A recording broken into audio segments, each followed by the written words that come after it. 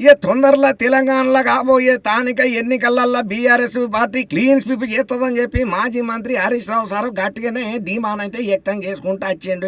ఇక అందరం కలిసి ఒక ఫ్యామిలీ లెక్కనే పని చేయాలి, ఆత్మ విశ్వాసంతో ఉండాలి, ప్రతి ఒక్క కామన్ కార్యకర్తను కూడా కలుపుకుంటా పోవాలి, గొల్లెం సప్పుళ్లు పెట్టుకోవద్దు. సిద్దిపేట జిల్లాలో 26 మండలాలు ఉంటే మెజారిటీ మండలాలు గెలవాల్సిన అవసరం ఎంతైనా ఉన్నదని చెప్పి అక్కడికి వచ్చినటువంటి మీటింగ్ లో నాయకులందరికీ దిశానిర్దేశం చేయబట్టిండు హరీష్ రావు సారు. ఇక గజ్వేలు నియోజకవర్గం బీఆర్ఎస్ పార్టీ ముఖ్య లీడర్లు విస్తృత స్థాయి సమావేశం ప్రజ్ఞాపూర్లో అయినటువంటి సమావేశంలో పాల్గొన్న మాజీ మంత్రి హరీష్ రావు సారు ఈ మధ్య కాలంలో నిర్వహణ చేసినటువంటి సర్వే ప్రకారం రాష్ట్రంలో 31 జిల్లా పరిషత్తులు ఉంటే 16 నుంచి 18 పరిషత్తులు బీఆర్ఎస్ సొంతం చేసుకోబోతున్నదని చెప్పి చెప్పుకుంటూ వచ్చిండు. అసలు ఎట్లుండే తెలంగాణ ఎట్లయింది, తెలంగాణ పబ్లిక్ ఎంత అవస్థల పాలైతుండ్రు, అసలు ఈ సర్కార్కి ఏమన్నా అర్థమవుతున్నదా, వాళ్ళకి అర్థమయ్యేటట్టు మనం చెప్పాలి. అట్లనే పబ్లిక్ కు తెలంగాణ సర్కారు ఇప్పుడు ఎవరైతే రేవంత్ రెడ్డి నడిపిస్తున్నాడో పబ్లిక్ ఆ తిప్పలన్నీ తెలిసేటట్టు వివరణగా చెప్పే బాధ్యత మనది. బీఆర్ఎస్ పార్టీని పబ్లిక్ లకు ఏకవంతంగా తీసుకుపోవాల్సిన ధర్మం కూడా మనదే.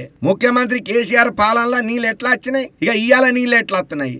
కేసీఆర్ ఉండగా ఇంటింటికి వచ్చి చెత్త తీసుకొని పోయేటోళ్ళు ఇప్పుడు దిక్కు దివానా లేదు, ఏడి చెత్త ఆడనే రోడ్ల మీదనే ఇసిరేసిపోతున్నారు, గది గచ్చంతరం లేక పబ్లిక్. మరి గంతగనం అవస్థ ఎందుకు వచ్చిందయ్యా చెత్త బండ్ల కనంటే డీజిల్ పోయించుకునే తందుకు కూడా పైసలు లేక తాళాలు అప్పచెప్పి పోవాల్సిన పరిస్థితి, దౌర్భాగ్యమైన స్థితి ఏర్పడ్డది. చెత్త ఎత్తేటోళ్ళు లేరు, బుగ్గలు వేసేటోళ్ళు లేరు, తాగునీళ్ల పైపు పగిలితే అతుకు పెట్టేటోడు లేడు. అసలు ఈ కాంగ్రెస్ పార్టీ వచ్చి తెలంగాణకు కొత్తగా చేసిందేం లేదు, వీళ్ళ వల్ల ఒరిగిందేం లేదు. ఉన్నదాన్ని సక్రమంగా నడిపించే సత్తా ఈ సర్కార్కు లేనే లేదు. ఇదంతా వాళ్ళ స్వయం కృతాపరాధం. మళ్ళా వాళ్ళు రాజకీయంలో కత్తాం నిలబడతాం, ఇంకా 20 ఏళ్ళు మేమే ఉంటామని అంటున్నారు. కానీ అవన్నీ డొల్ల ముచ్చట్లు, కాని పని, కాకమ్మ మాటలతోని పబ్లిక్ ను మాయ చేసే పనులను ముందరేసుకుంటున్నారు. మేము రాగానే మొదటి సంవత్సరంలోనే 2 లక్షల ఉద్యోగాలు ఇస్తామని చెప్పి మాట ఇచ్చిండు, మాట తప్పిండు. ఇచ్చిన హామీలకు సమాధానం చెప్పలేక ఇప్పుడు తప్పించుకొని తిరుగుతున్నాడు.